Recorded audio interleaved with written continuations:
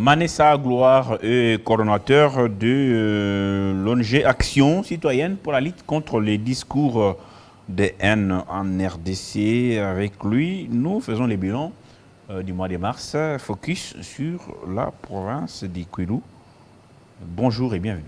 Bonjour, monsieur Crispin. Merci. Alors, d'abord, c'est quoi l'intérêt pour votre ONG ACLDH, INASBEL, de parler mois de mars? Oui, c'est parce que dans les objectifs de l'action citoyenne de lutte contre le discours de haine, je vais d'abord commencer par expliciter, c'est une organisation de jeunes qui vise à mobiliser la communauté. Les jeunes de la République démocratique du Congo. Vous êtes aussi à Kwilu? Nous sommes également à Kwilu. Nous sommes dans 16 des 26 provinces qui sont en République démocratique du Congo, notamment dans la province de Kwilu aussi. Nous visons à mobiliser la communauté pour combattre les discours de haine et promouvoir la cohésion sociale. Et effectivement, les droits des femmes, les filles, les femmes, de façon générale, sont aussi victimes de certains crimes qui se rapportent aux crimes haineux, notamment les discours de haine sexistes. Et c'est pour cette raison que nous avons également dans nos statuts, parmi les domaines d'intervention, la protection des droits des femmes. C'est pour cette raison qu'on se concentre sur ça. Et cette fois-ci, pour cette année, nous avons pensé de focaliser nos regards sur la province du Kwilu. La RDC a désormais une femme, n'est-ce pas, première ministre. C'est une première en tout cas, depuis la nuit des temps d'ailleurs. Quel est votre point de vue là-dessus? Parce qu'il y a beaucoup de réactions qui vont dans tous les sens à travers les pays. Oui. Et vous qui êtes aussi parmi ceux qui militent pour les droits des femmes, quel est votre point de vue? En tout cas, nous commençons par saluer cette ordonnance du chef de l'État qui confirme qu'il est vraiment champion en masculinité positive. C'est un bel exemple pour l'épanouissement des droits des femmes en République démocratique du Congo. Nous sommes très fiers de la nomination de Mme Judith. Nous la souhaitons nos vives félicitations parce qu'elle répond également aux critères. On dira qu'elle est une femme. C'est une nomination historique pour le Congo. Il faudrait qu'on le dise que c'est un grand avancé parce que la République démocratique du Congo, depuis un certain moment, est en train de marquer beaucoup de pas vers les vertus démocratiques du monde moderne. Nous sommes en train d'aller vers aujourd'hui l'autonomisation de la femme dans notre pays est en train d'atteindre un niveau plus élevé en Afrique et nous devons nous féliciter nos autorités parce que les hommes exercent leur masculinité positivement pour donner de la force à la femme. Nous avons eu dans notre pays plusieurs fois des grandes dames qui ont joué de grands rôles dans les institutions. Je pense que si nous pouvons les citer, on a les Marie-Ange Lukiana, les Madame Essambo, Madame Ida. Nous allons parler de Madame Ida dans la province du Kwilu. Il y a beaucoup de dames récemment dans la province du Haut-Touélé ou du Bas-Ouélé. Il y a une dame qui a été parmi les meilleurs élus de la République. Ça prouve que les femmes elles-mêmes aussi se prennent vraiment en charge. Et c'est Mme Carole Aguito, elle est députée. Il y a beaucoup de femmes dans la République qui ont joué des rôles. Mme Janine Mabunda qui ont dirigé avec bravoure les institutions du pays. Alors aujourd'hui, avoir une dame comme première ministre de notre pays, c'est un très grand avancé et nous devons les reconnaître. Donc, alors, ce qui doit étonner les gens, c'est le fait d'être femme ou c'est le fait d'être compétent? Est-ce qu'il faut accéder à certains postes de responsabilité parce qu'on est femme ou parce qu'on vaut la peine? Effectivement, nous allons en parler parce que, oui, la femme, lorsqu'elle est compétente, il faut qu'elle accède à tous les niveaux. Elle ne doit pas rester seulement dans la cuisine, mais elle doit aussi être dans le bureau. Et il ne faut pas y aller parce qu'on est femme.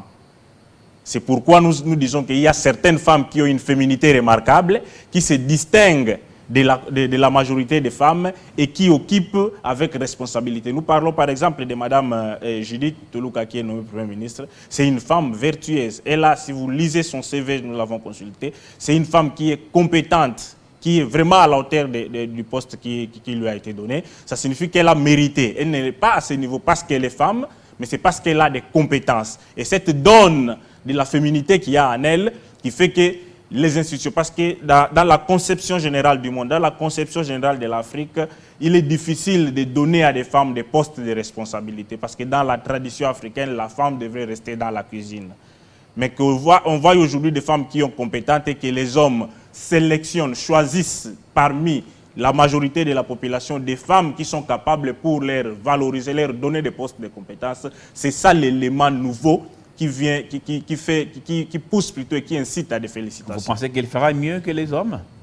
Je pense qu'elle va faire mieux parce qu'à chaque niveau où nous avons les femmes dans les postes de responsabilité, la femme, elle a d'abord un cœur de mère, elle a d'abord un cœur de tempérance et avec des compétences, ajouter à cela les compétences qu'elles ont, je pense qu'il y a beaucoup d'espoir que la femme fasse mieux que les hommes. Mais de tout dépend effectivement des conditions dans lesquelles elle va travailler. Il faut la mettre dans des conditions de travail.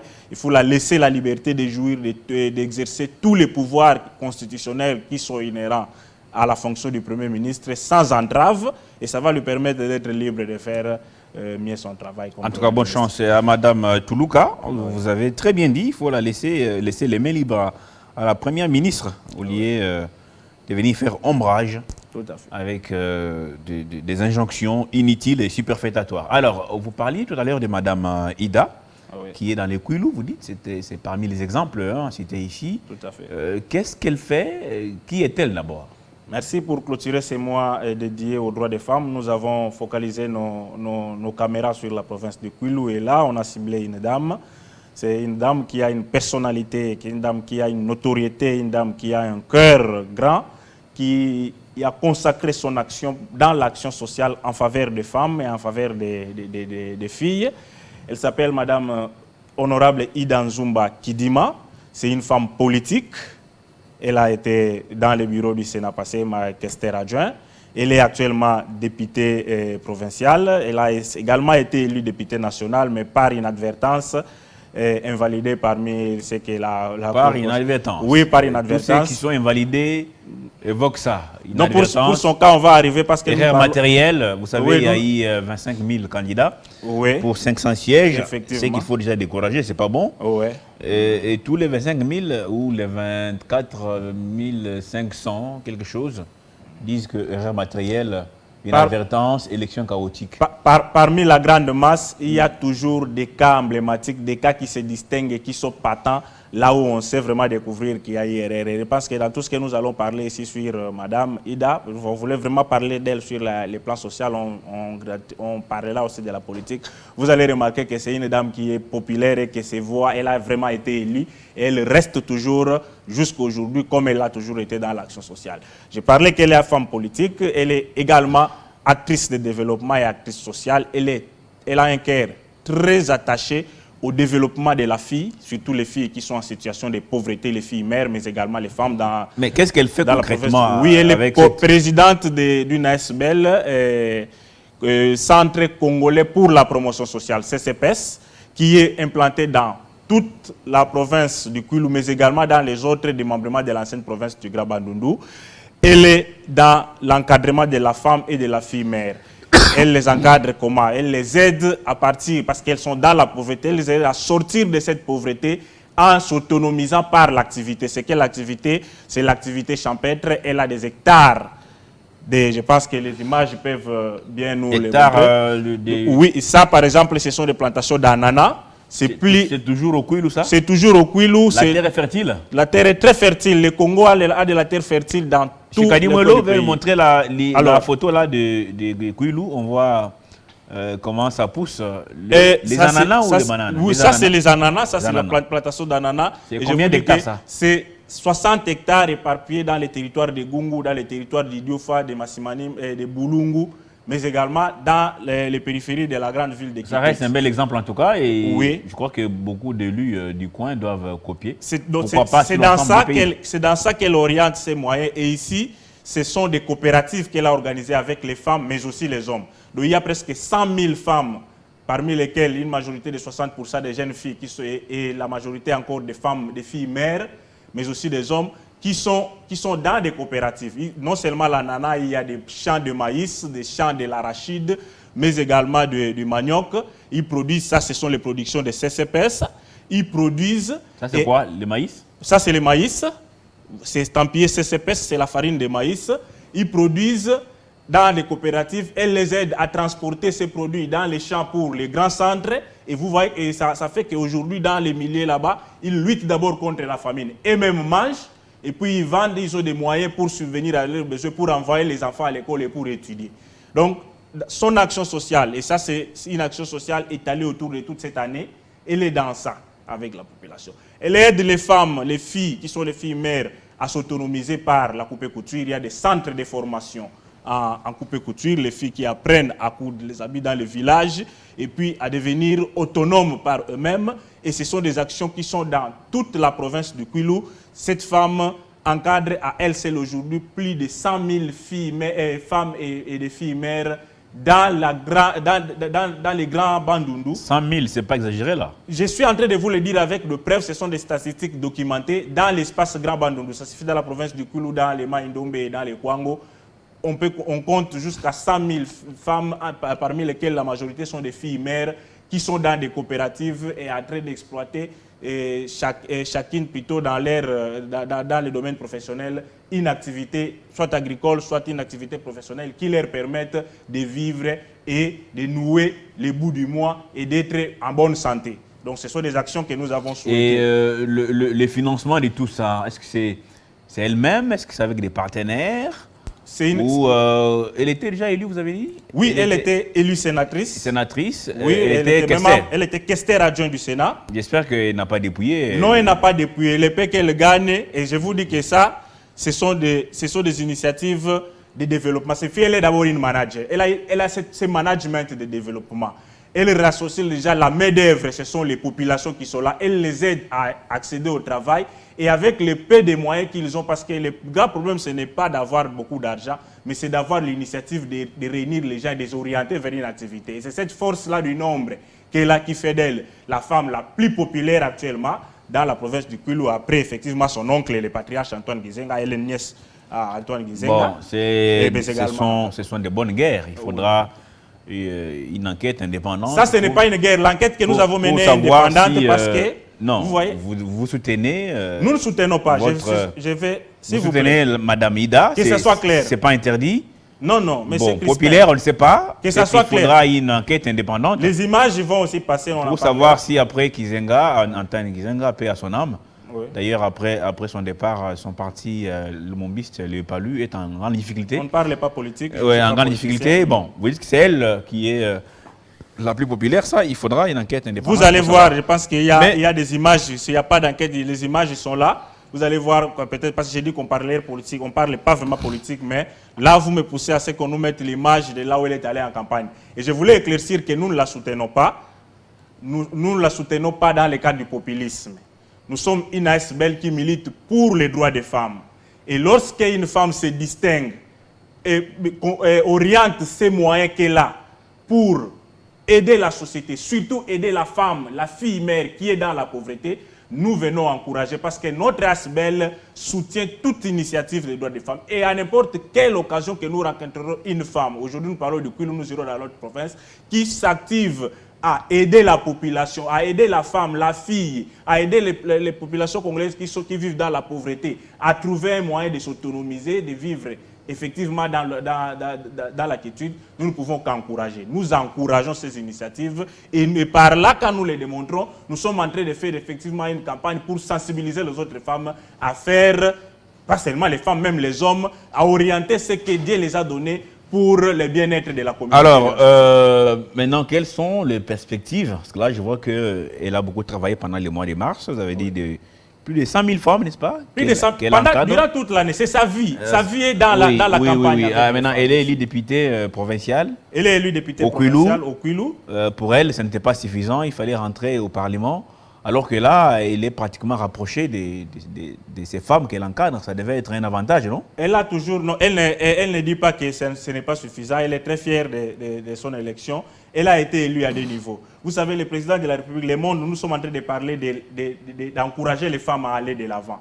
Aujourd'hui, lorsqu'une femme mérite quelque chose, il ne faut pas la lui ravir. Il faut lui encourager plutôt d'aller de l'avant.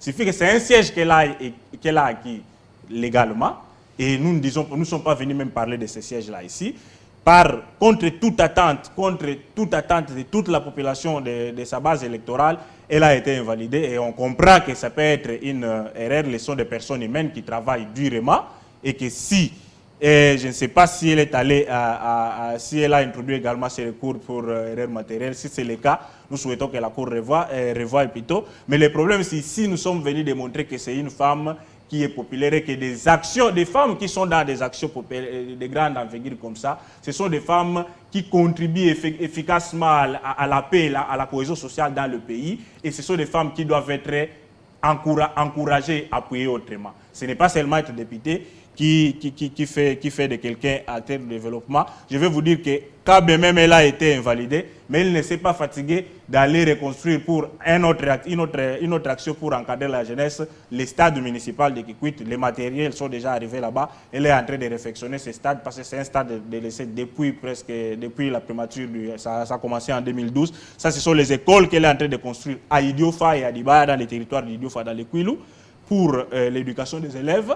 C'est toujours dans le cadre de son projet de son ASBL. Les Grands Mandoundou restent un très grand village, malgré de personnalités politiques connues, à qui le Congo a tout donné. S'il y a déjà une dame, Madame Kidima Ida, qui fait ces genres d'œuvres, c'est à saluer, c'est à encourager. Effectivement. Je crois qu'elle continue sur la même lancée. Effectivement. Si tout se passe bien, si ça n'a rien à voir avec le poste qu'elle a occupé au niveau du Sénat. Non, mais les postes, nous disons ici que les gens qui ont de l'argent, qui amassent de l'argent dans les pays, vont construire à l'étranger.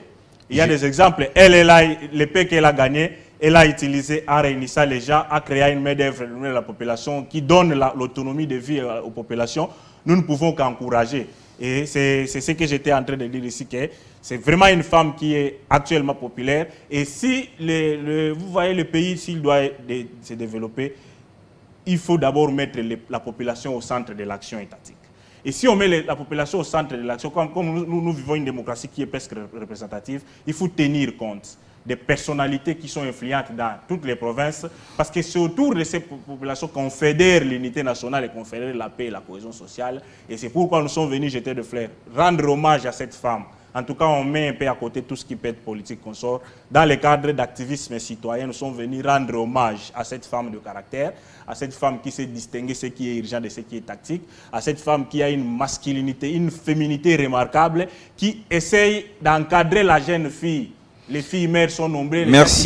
Merci beaucoup, Gloire Manessa, coordonnateur de l'action citoyenne de lutte contre les discours de haine en RDC. Merci d'avoir été les nôtres, parce que c'était très important de venir un peu faire les bilans des activités menées dans le cadre du mois de la femme, mais aussi toute l'année, par Madame Kidima Ida, qui était sénatrice, mais aujourd'hui députée provinciale.